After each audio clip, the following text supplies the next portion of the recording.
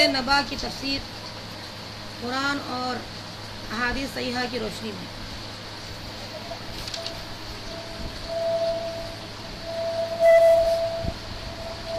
जैसा कि हम जानते हैं कि जो लोग इस दुनिया में अमल से पीछे रहते हैं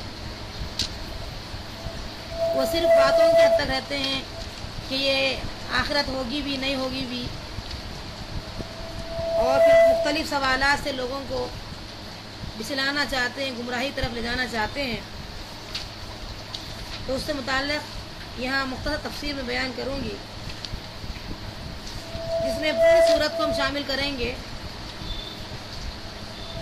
कि कोई ऐसा तो बिल्कुल ही झुठला देता है, कोई मानता है मगर हिसाब किताब का इनकार करता है।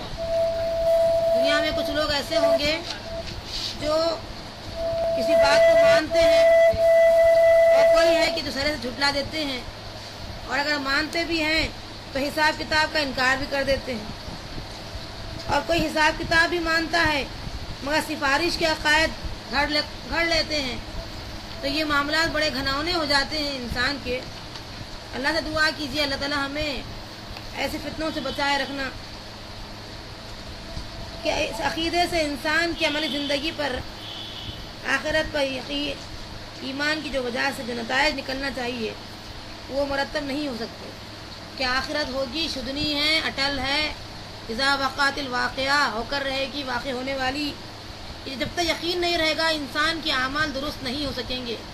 जैसे कि हम पढ़े हैं सूरह अलक़ के अंदर कि इला रब्बिकर रुजआ, जब तक ये बात यकीनी ना हो कि अल्लाह की तरफ वापसी है तो फिर इंसान अपने आमाल, अपने अखलाक को चेक नहीं करेगा और न इसकी इस्लाह करेगा। और दूसरी से बता रहे हैं कि कोई जिस्म जो अपने मरकज़ के इर्द गिर्द घूमता है, इसके तवाज़ुन में, से बैलेंस में हल्की सी भी जो है कोई ऐसी चीज़ कमी हो जाए तो जो है ये जो जिस्म है उस पर काफ़ी उसका असर होता है।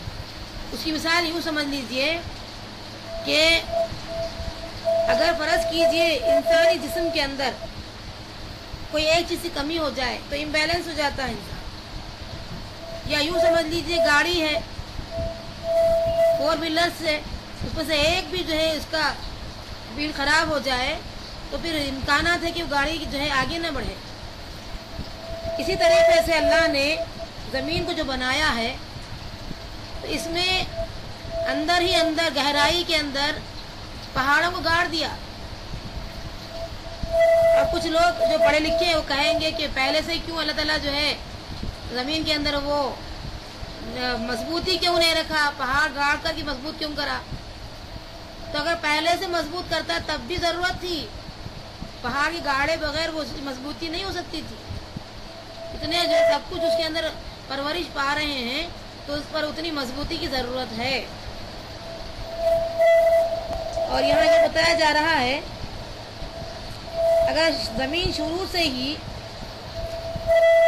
इसमें बैलेंस होता तो भी पहाड़ की ज़रूरत होती, क्योंकि ज़मीन की ऊपर वाली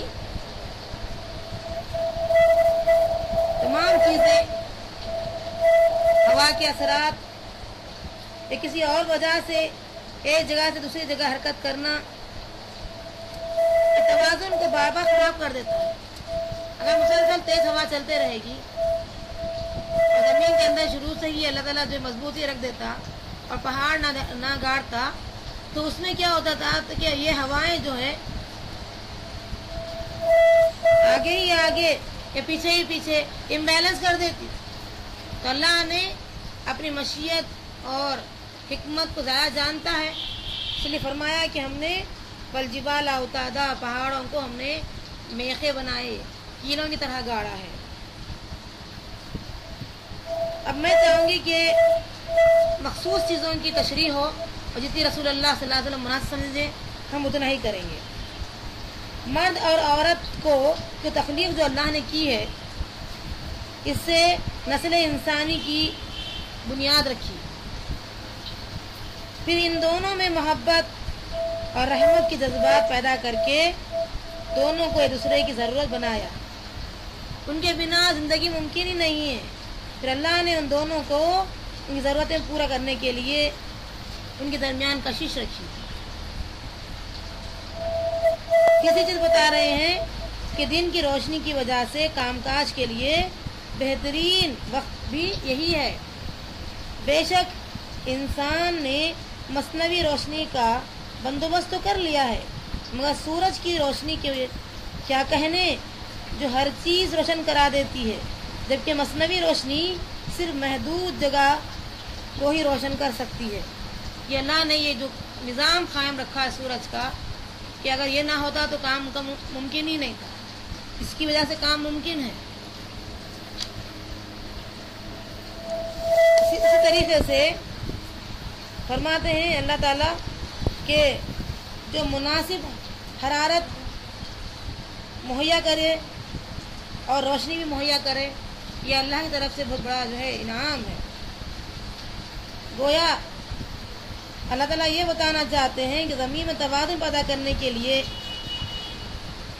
अगर हम इनके अंदर ये चीज़ ना रखते होते तो ये रेजा रेजा हो जाती, यानी तमाम ज़मीन जो है वो रेजा रेजा हो जाती।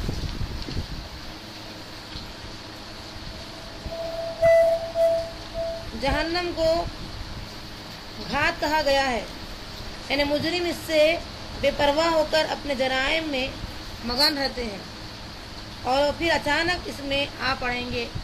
मुजरिम जो लोग हैं वो जहन्नम में आ पड़ेंगे, क्योंकि वो लोग जो है बिल्कुल बेपरवाही के साथ ये काम कर रहे हैं।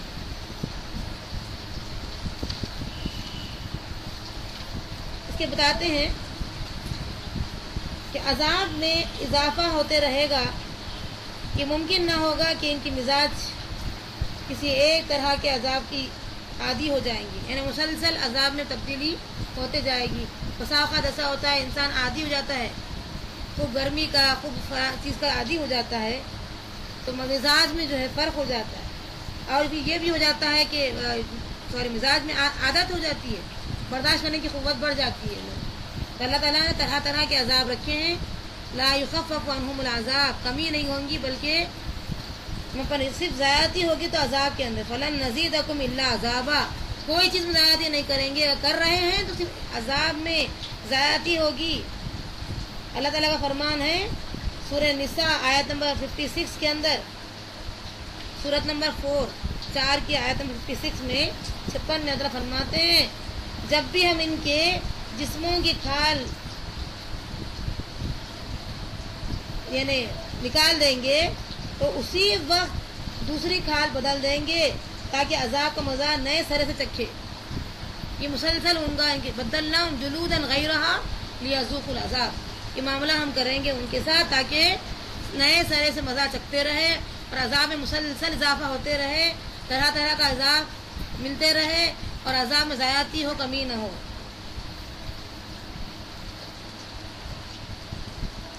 सबसे बड़ी कामयाबी क्या है? फरमाते रसूलुल्लाह सल्लल्लाहु अलैहि वसल्लम, असल कामयाबी जहन्नम से नजात है। जिस इंसान को जहन्नम से नजात मिल गई वो कामयाब हो गया। फमन ज़ुहज़िया अनिन नार, जो बचा लिया गया जहन्नम से, व उदखिलल जन्नह, और जन्नत में दाखिल कर दिया गया, फ़क़द फ़ाज़, वो कामयाब है। वमल हयातुद दुनिया इल्ला मताउल गुरूर, दुनिया की जो ज़िंदगी है वो एक इम्तिहान है थोड़े से साज सामान के साथ। अब जन्नतियों से मुताल्लिक़ बयान किया जा रहा है कि जन्नत में वो हम उम्र और समझिए कि जन्नती रहेंगे क्या। अब जैसा जो भी यहाँ इंसान की ख्वाहिश होती है कि उम्र में फ़र्क ज़्यादा ना हो मियाँ बीवी के दरमियान, वैसा ही वहाँ ख्याल किया जाएगा। और दूसरी जगह फरमाया है सूरह हिज्र के अंदर, सूरत नंबर 15 आयत नंबर 47 में, जिनके दिलों में अगर कुछ कदूरत होगी तो भी हम उसे निकाल देंगे। राई के बराबर कदूरत, जलन, दुश्मनी, हसद की कोई हसद तो नहीं बोल सकते हैं, बल्कि जो भी हल्की सी दुश्मनी रहेंगी वो अगर वहाँ जाने के बाद भी रहेगी तो हम वहाँ यानी बिल्कुल अभी जन्नत में पहुँचे भी नहीं, वहीं हिसाब किताब चुकता होना है। لائٹ انداز میں اگر ہو تو نکال دیں گے. اس سے بہتر یہ کہ ہم دنیا میں صاف کر لیں, کسی دشمنی نہ رکھیں. اپنی ذات کے لیے کسی دشمنی نہیں رکھنا چاہیے. اور دو بھائی بن کر آمنا سامنا تختوں پر بیٹھیں گے, وہاں پر ایسا نہیں ہوگا جیسے یہاں پر جو ہے دلوں میں دشمنی ہوتی ہے, چہرے پر نظر نہیں آتی ہے. ایسے معاملات ہوتے ہیں وہاں نہیں ہوں گے. جب کسی کو اللہ کی اجازت کے بغیر سفارش کی اجازت نہ ہو سکے گی تو اس کو اندازہ کرنا چاہیے کہ سفارش کے بارے میں جو آج انسان کا تصور بیٹھا ہوا ہے کہ اللہ کی اجازت کے بغیر سفارش تو ہو ہی نہیں سکتی ہے, کہ سفارش کے بدلے یا سفارش پہ تکیہ لگائے کیوں بیٹھا ہوا ہے. اعمال اتنے اچھے کر لیں اور اللہ تعالیٰ سے مدد مانگیں.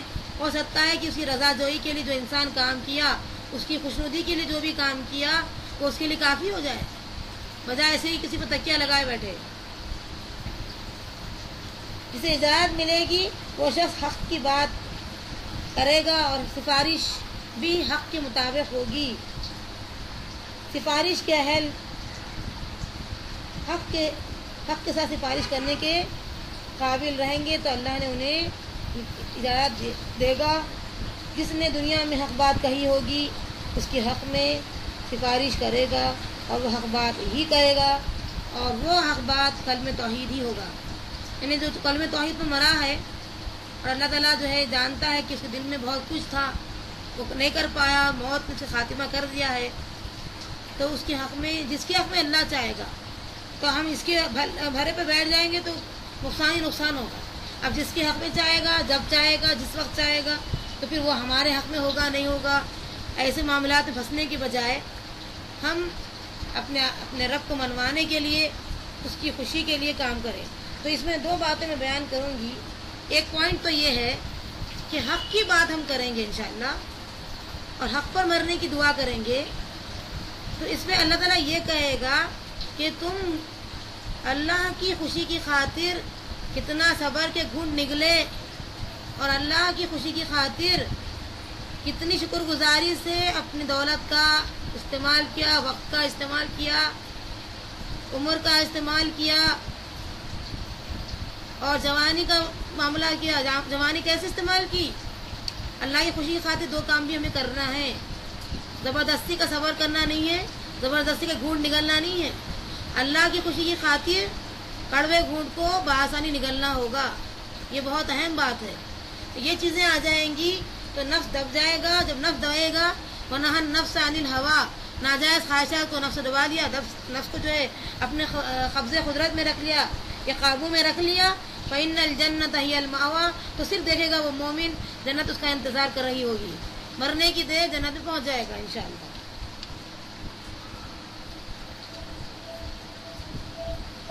اگر انسان یہ کام نہیں کرے گا تو وہ کہے گا میں پیدا ہی نہ ہوتا تو اچھا تھا, یا اسی وقت مر جاتا تو اچھا تھا, یا مٹی ہوتا تو اچھا تھا. یہ اس کی جو ہے وہاں حسرت کی دنیا رہے گی. لیکن ایسا حسرت کرنا بھی فائدہ مند نہیں ہوگا. وہ عمل نہ کرنے کے نتیجے میں دوبارہ نہ اٹھائے جانے کی جو اس کے دل میں جو خیالات تھے کہ دوبارہ نہیں اٹھایا جائے گا, یہ چیز اسے جہنم میں لے جانے والی بن جائے گی. اور وہاں اس کا ہزار طریقے سے سوچنا کہ اللہ اس دنیا بھر کا سامان میں جو ہے اپنے فدیے کے طور پر دے دوں تو چھٹکارا دے دے. نہ سامان ملنے والا ہے نہ چھٹکارا اس کو جو ہے ملے گا. حضرت ابو ہریرہ رضی اللہ عنہ سے روایت ہے, یہ مسلم کی حدیث ہے, یہ تفسیر میں بیان کر رہی ہوں. اس کے اندر کہ یوم قیامت یعنی قیامت کے دن تمام مخلوقات حتیٰ کہ جانور, چرند پرند سب کا حشر ہوگا, حتیٰ کہ سینگ والی بکری کا بدلہ بغیر سینگ والی بکری سے لیا جائے گا جس نے دنیا میں اسے مارا ہوگا. پھر ان سے کہا جائے گا تم پر جو ہے خاک ہو جاؤ. اس وقت کافر یہ تمنا کرے گا کاش میں بھی ان جانوروں کی طرح خاک میں مل جاتا, کیونکہ وہاں جو ہے بدلہ لیا جائے گا بے سینگ والی کا. تو پھر انسان کا کتنا باریک بلی سے بدلہ ہوگا. تو پھر انسان وہاں کہے گا جیسے جانور کے لیے کہا گیا خاک ہو جاؤ, وہ خاک ہو گیا, تو انسان کے بارے میں یہ کہا جائے خاک ہو جاؤ تو خاک ہو جائے. ایسی جو ہے حسرت رہ جائے گی وہاں پر.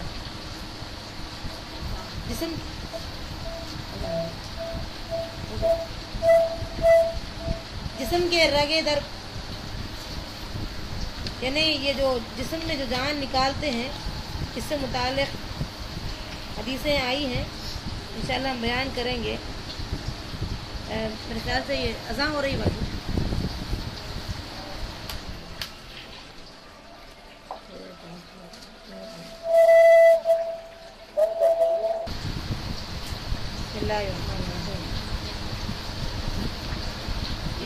वयक़ूल काफ़िर या लैतनी कुन्तु तुराबा, कि जो अभी हम बात वाज़े किए हैं कि काफिर कहेगा खाक में हो जाता, मिट्टी में मिल जाता, ज़्यादा अच्छा होता। ये अबू हुरैरा रज़ियल्लाहु अन्हु की हदीस है, ये मुस्लिम इसके रावी हैं। इससे अंदाज़ा कीजिए कि वो हसरत का दिन कैसा होगा हमारे हक़ में। अल्लाह से दुआ कीजिए अल्लाह ताला हमें जो ज़िंदगी मिली है, मोहलत के औक़ात मिले हैं, उसे सही फ़ायदा उठाने की तौफ़ीक़ अता फरमा और फिर जन्नत में अपना एक मुकाम बनाए। लिसाइया राज़िया, अल्लाह हमारी कोशिशों से राज़ी हो जाए। कि जन्नतिन आलिया, हमें जन्नत आलिया में पहुँचाए इंशाअल्लाह। इसी तरीके से अल्लाह ताला फरमाते हैं, हम अभी पढ़े हैं कि अल्लाह ताला फरमाते हैं कि काना सायुकुम मशकूरा, तुम्हारी कोशिशों की हम कदर करते हैं। तो हम इंशाअल्लाह ऐसी कोशिश करेंगे कि अल्लाह हमारी कोशिशों की कदर करे। तो नाज़ियात से मुताल्लिक़ हम पढ़ेंगे कि ये जिस्म के अंदर, रगों के अंदर दाखिल हो जाएंगे, डुब के जान निकालने वाले फरिश्ते होंगे जिनकी अल्लाह ने कसम खाई है। और एक होंगे कि बहुत आसानी से निकालेंगे जान। इनका जो बंद है, जान निकालने का जो बंद है, वो आसानी से खुल जाएगा। ये सब क्या है कि अल्लाह ताला की तरफ से होगा। जो आदमी उतना नेकी करेगा तो जान जो निकलती है वो बंद इतना आसानी से खुल जाएगा। और जो लोग सख्तियों में अपने आप को मुश्किलात में फंसा लिए हैं, थोड़ी सी दुनिया की खातिर, उनकी जान बड़ी मुशक्क़त से निकलेगी, बहुत मुश्किल से निकलेगी। इमाम इब्न कसीर के मुताबिक पहली आयत में उन फरिश्तों का जिक्र हुआ है जो मुजरिमों की जान निकालते हैं। या काफिरों के बारे में कैसा होगा वो तो अल्लाह ही बेहतर जाने। ये गुनहगारों के बारे में बताया जा रहा है कि इनके रगों के अंदर डुब के निकालेंगे फरिश्ते, इनकी जान जो बहुत मुश्किल से निकलेगी। जबकि इस आयत में मोमिनों की जान निकालने का जिक्र आया है जो कि बहुत आसानी से निकालते रहेंगे, इनका बंद खुद ब खुद खुल जाएगा।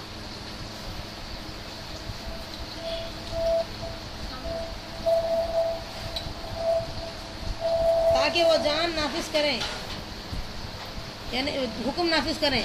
अल्लाह ताला के फरिश्ते जो हैं, ये फरिश्ते अल्लाह के हुक्म से इंशाअल्लाह हमें वन्नाशित आयत नश्ता के अंदर दाखिल करें। अल्लाह ताला बंद हमारा खुल जाए, हुक्म हो जाए। इस तरीके से बंद खुल गया, पूरा पानी चले आता है, बआसानी से तरीके से मामलात होंगे।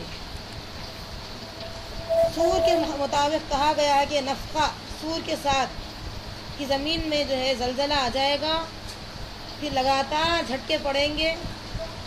या दूसरे अल्फाज में एक ज़ोर का झटका होगा जिससे जो है हदीस में आता है कि इनके कान जो है, कानों की जो परतें हैं वो फट जाएगी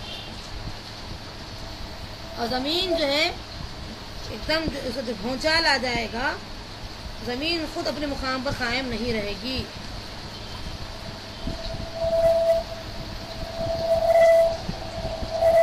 और नफ़्क़ा के एक और माने ये लिए गए हैं, तो दूसरा जो है ज़लज़ला आएगा, उसके माने ये लिए गए हैं कि किसी की एक डांट होगी जो हर एक को जगा देगी, यानी दोबारा हश्र का मैदान कायम होगा। यहाँ ये बता रहे हैं मोहम्मद सल्लल्लाहु अलैहि वसल्लम को अल्लाह ताला कि फ़िरऔन का जो जिक्र यहाँ हम कर रहे हैं, ये सिर्फ इसलिए कर रहे हैं मोहम्मद सल्लल्लाहु अलैहि वसल्लम, आपको तसल्ली देना मतलूब है। हम आपको तसल्ली देना चाहते हैं। कुफ़ार मक्का की हैसियत कौम फ़िरऔन के सामने कुछ भी नहीं है। कौम फ़िरऔन जो है वो बहुत कुछ था, उसके मुकाबले में ये कोई हैसियत नहीं रखते कुरैश मक्का। दूसरी जानिब कुरैश के लिए ये समझिए कि तहदीद थी कि अगर कौम फ़िरऔन अपने रसूल का इनकार करके न बच सकी तो तुम कैसे बच जाओगे। जैसे फ़िरऔन के बारे में मालूम है ना, नकाल आखिरत वल ऊला, ये इबरत का सामान बन गया है फ़िरऔन, आने वालों के लिए भी और जो गुजर गए हैं। तो जब फ़िरऔन का ये हशर हुआ है तो जो लोग भी फ़िरऔन की चाल चलेंगे उनका वही हशर होगा। जो दौलत, जो माल अल्लाह ने फ़िरऔन को दे रखी है, सल्तनत दे रखी है, کیا کام آئی اس کے؟ موت کے بعد کچھ بھی کام نہیں آ گئی، بلکہ یہ عبرت کا سامان بن گیا سب کے لیے۔ تو یہ مال، یہ دولت، یہ رشتہ، یہ پیون، یہ ساری چیزیں جو ہیں اپنی جگہ ہے، اس کا استعمال اپنی جگہ ہے۔ اگر انسان کا صحیح استعمال کر لے، اس سے صحیح کام میں لائے ان تمام چیزوں کو، تو پھر انشاءاللہ وہ لا الہ کے مطابق زندگی بسر کرے گا۔ اور لا الہ کا مطلب کیا ہے؟ جنت میں داخل ہوگا۔ ہمارے نزدیک کیا ہے کہ لا الہ کا مطلب یہ ہے کہ زبان سے ادا کر لو، کام پورا ہو جائے گا۔ جو لوگ کہے لا الہ الا اللہ دخل الجنہ، جنت میں داخل ہوگا، ایسی بات نہیں ہے۔ پوری زندگی تو لا الہ الا اللہ کا مطلب یہ ہوا کہ کسی کو اپنا معبود نہ بنائے، کسی کو اپنا بادشاہ نہ محسوس کرے، بلکہ ہماری مرضی پر اپنے رب کی مرضی کو رکھے۔ لا الہ کا مطلب یہ ہے، اور پوری ختم تک زندگی ہماری اسی کی مرضی کو چلاتے رہنا، ہماری مرضی کو دبا دینا، یہ داخل ہوگا جنت کے اندر۔ فرماتے رسول اللہ صلی اللہ علیہ وسلم کو اللہ تعالیٰ کہ موسیٰ علیہ السلام کو اللہ نے 2 بار شرف کلام نصیب کیا، اور یہ جبل طور کے دامن واقع ہیں اور مدین سے مصر کے راستے میں ہیں۔ اس پر اللہ کے رسول صلی اللہ علیہ وسلم کو تسلی دی جا رہی ہے کہ 2 بار اللہ نے ان سے کلام کیا ہے، اور فرعون جیسے انسان کے سامنا کرنا پڑا ہے، تو جس طریقے سے اللہ نے مدد کی موسیٰ علیہ السلام کی، تمہاری مدد کرنے پر قادر ہے۔ ہمیں کیوں بتا رہا ہے یہاں پر؟ ہمیں اسی لیے بتا رہا ہے کہ جو لوگ بھی فرعونیت اختیار کیے ہوئے ہیں، تمہیں ڈٹے رہنا ہے۔ صبر کے معنی یہ نہیں کہ خاموش ہو جائے، بالکل۔ صبر کے معنی یہ ہے کہ حق کی بات کو واضح کرے، ڈٹائی کے ساتھ کہے۔ اللہ تعالیٰ کا جس کے پاس خوف ہوگا وہ حق بات سنانے میں نہیں ڈرے گا۔ تو حق کی بات سنانے میں حکمت اور مصلحت کا جو تقاضا پورا کرتے ہوئے صفائی کے ساتھ، سچائی کے ساتھ بات کو بیان کرنا، یہ ہے صبر۔ صبر اس کو کہتے ہیں۔ ہمارے پاس صبر معنی ہے مجبوری، لاچاری کا صبر۔ یہ اردو کا صبر ہے، یہ عربی کا صبر نہیں ہوتا ہے، قرآنی صبر نہیں ہوتا ہے۔ جس طریقے سے موسیٰ علیہ السلام فرعون کے سامنے کھڑے ہو کر کے جو شہادت دیے، اللہ تعالیٰ کی گواہی دیے ہیں، تو اسی طریقے سے محمد صلی اللہ علیہ وسلم آپ کو بھی دینا ہوگا۔ اور یہ قریش مکہ کچھ بھی نہیں ہے فرعون کے سامنے۔ ہمارے سے یہ کہا جا رہا ہے کہ جتنے کافر لوگ تمہارے سامنے موجود ہیں، یہ کچھ بھی نہیں ہے، مقابلہ کریں گے تو فرعون کا۔ لہٰذا ہمیں اپنے عمل سے اور اپنے قول سے ثبوت دینا ہوگا۔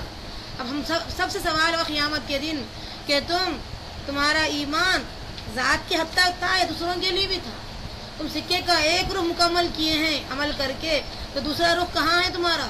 دوسرا رخ کیا ہے؟ نیک بنانا، صالح بننا، نیک بننا، مصلح بننا، لوگوں کو نیکی کی دعوت دینا، لوگوں کو قریب کرنا، غیر مسلموں کے پاس جانا، ان تک جو ہے حق کی بات پہنچانا، رب کا تعارف کرانا۔ یہ کام ہم چھوڑ دیے ہیں۔ ہم اپنی زندگی یاشق اپنا دے، میں میرے بیوی بچے باقی سب لچے، یہ ہماری زندگی ہو گئی ہے۔ اس کے علاوہ کوئی ہمارا جو ہے مقام نہیں ہے۔ ہم اپنی ذات کے بارے میں سوچتے ہیں، اپنے بارے میں سوچتے ہیں، کھانے پینے سے متعلق سوچتے ہیں۔ ہماری رات اور دن کی فکر یہی ہے۔ حق تو یہ ہے کہ اللہ نے جو حق بات پہنچانے کا حکم دیا ہے، وہ حق کو ہم ادا نہیں کیے۔ جواب دہی ہونا ہے، ہم سب کو جو جواب دہی کرنا ہے۔ اللہ کے رسول صلی اللہ علیہ وسلم کو حکم دیا جا رہا ہے کہ جس طریقے سے موسیٰ علیہ السلام 2 ٹوک بات کیے ہیں فرعون کے سامنے، تو بادشاہ کے سامنے، تو تمہیں بھی یہی کرنا ہوگا۔ اور ہمیں بھی جو ہے ایک معنی میں آپ سے خطاب ہے، عتاب ہمارے اوپر یہ بات پر ہے کہ اگر ہم ڈر جائیں گے، اگر ہم علم قرآن حاصل نہیں کریں گے، یا ہم اپنے حد تک محدود بن جائیں گے، تو اس کی جواب دہی ہوگی۔ سکے کے 2 رخ مکمل ہوں گے، جنت ملے گی۔ سکے کا ایک رخ مکمل ہو رہا، خود تو نیک بن رہے ہیں، لیکن دوسرے لوگ جو نیک نہیں ہیں، جو اللہ سے جو ہے اللہ کو ہی نہیں پہچانتے ہیں، قرآن کو نہیں جانتے، محمد رسول اللہ سے واقف نہیں ہیں، ان کے بارے میں ہم کیا کام کیے ہیں؟ یہ سوال کا جواب اور یہ سکے کا دوسرا رخ مکمل کرنا ہوگا۔ جب تک جنت کی کوئی امید نہیں، کوئی گارنٹی نہیں ہے۔ فرماتے ہیں کہ یہ سیاسی جو قوت اور اقتدار اعلیٰ کا جو مالک تھا، اس پر اس نے کہا کہ میں ربکم الاعلیٰ، تمہارا جو ہے سب سے بڑا خدا ہوں۔ تو اس کا مطلب یہ نہیں تھا کہ وہ جو ہے واقعی خدائیت کا دعویٰ کیا، کیونکہ فرعون کے بارے میں آتا ہے کہ وہ خود سورج کو دیو مانتا تھا، خدا مانتا تھا۔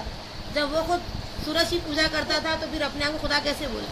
تو مطلب یہ کیا کہ میری سلطنت میں جتنا پیسہ تم نے حاصل کیا ہے، میری طرف سے تمہیں جو کچھ ملا ہے، اس کو وہ رب کہنے لگا کہ اگر تم لوگ جو ہے میری بات نہیں مانو گے تو یہ پیسہ اور روپیہ سب میں جو ہے اپنے قبضے میں رکھ لوں گا، تمہیں نہیں ملے گا۔ تو یہ ایمان لاؤ گے تو یہ معاملہ ہوگا، یہ معاملہ تھا اصل میں اس کا۔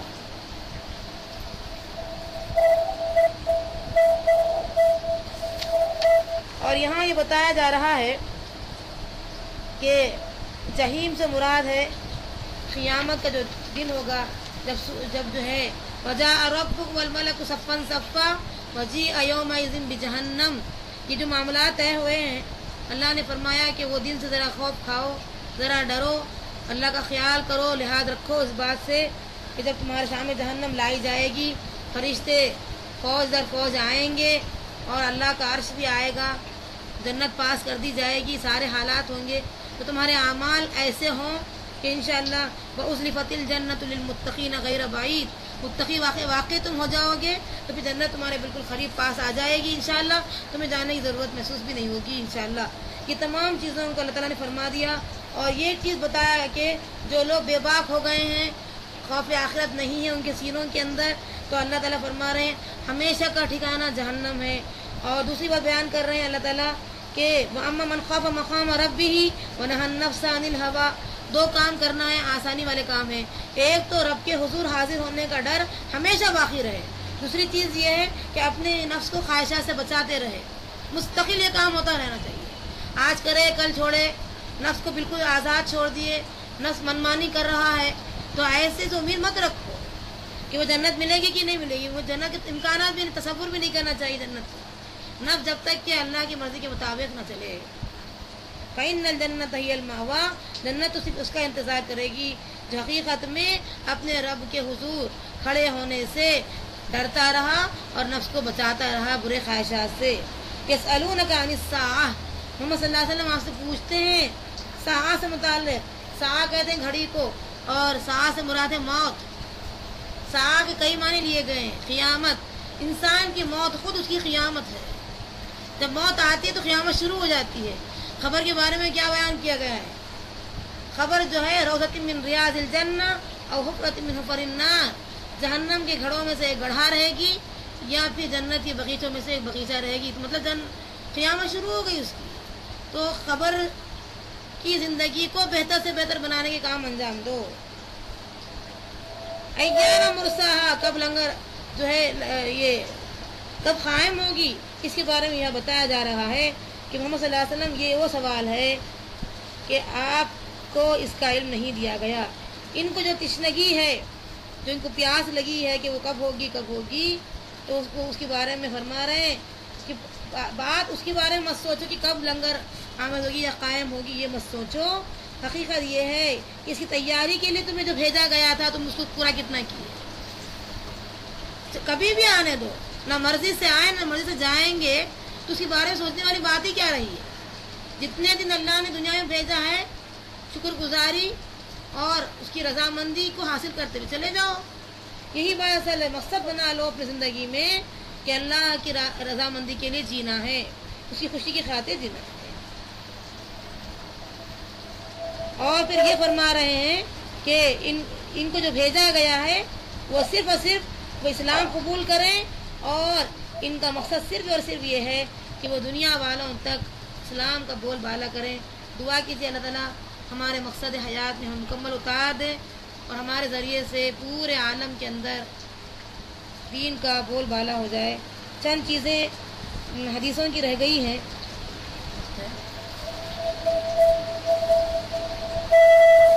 سنا دیتی ہوں میں۔ حضرت عائشہ صدیقہ رضی اللہ عنہ فرماتی ہیں کہ اس سورت کی ابتدائی جو آیتیں ہیں وہ عبداللہ ابن مکتوم رضی اللہ عنہ کے بارے میں آئی ہے، عبسہ وتولیٰ۔ یہ سورت جو ہے عبس جو ہے وہ عبداللہ ابن مکتوم کے بارے میں آئی ہے۔ وہ آپ صلی اللہ علیہ وسلم کے پاس آئے تھے اور یہ کہتے رہے یا رسول اللہ صلی اللہ علیہ وسلم مجھے دین کی راہ بتانا۔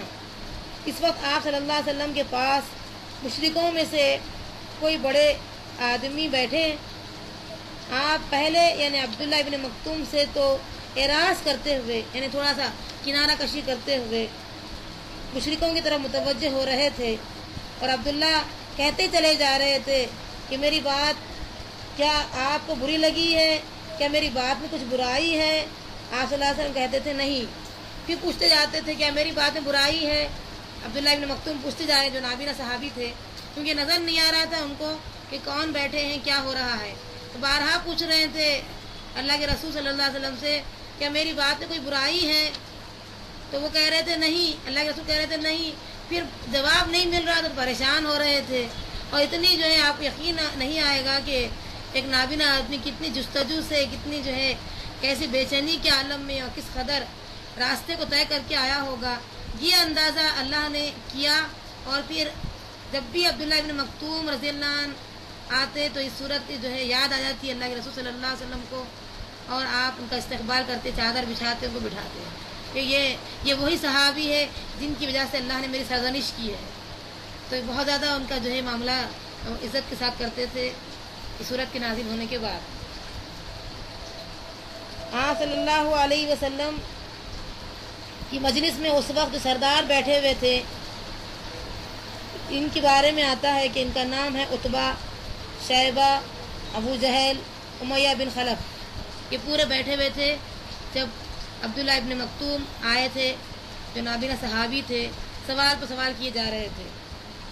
معاملے کی نوعیت کچھ ایسی تھی کہ آپ صلی اللہ علیہ وسلم سمجھتے تھے کہ اگر ان سرداروں میں سے کوئی مسلمان ہو جائے تو اسلام کو فروغ ہوگا، کافی لوگ متاثر ہوئیں گے ایک کے بدلنے سے، یعنی کیونکہ پوری جو ہے حکومت کرنے والے لوگ تھے یہ، اگر یہ لوگ صحیح ہو جائیں گے تو پورا جو ہے معاشرے میں اسلام کا بول بالا ہو جائے گا، پورے لوگ آ جائیں گے اسلام میں، تو یہ نیت سے وہ جو ہے بار بار کی طرف متوجہ کر رہے تھے اللہ تعالیٰ کے رسول صلی اللہ علیہ وسلم، اور اللہ نے بڑے جتنے بڑے ہوتے ہیں ان کی چھوٹی سی غلطی کو بھی بڑی غلطی مانا جاتا ہے، تو اللہ کے رسول صلی اللہ علیہ وسلم کی چھوٹی سی لغزش کو اللہ تعالیٰ نے نہیں چھوڑا۔ قرآن میں رہتی دنیا جتنی رہیں گی، دنیا جتنی نسلیں آئیں گی انسان کی، وہ پڑھے گی سورہ عبس وتولی ان جاءہ الاعمی، تو آپ اندازہ کیجئے اللہ تعالیٰ کے رسول صلی اللہ علیہ وسلم کیا نہیں محنت کی ہے، لیکن جتنے لوگ جتنے بڑے ہوتے ہیں درجات جن کے، ان کی چھوٹی غلطی لغزش بھی بڑی مانی جاتی ہے، اس سے اندازہ کیجئے یہی محبت کا معاملہ ہوتا ہے۔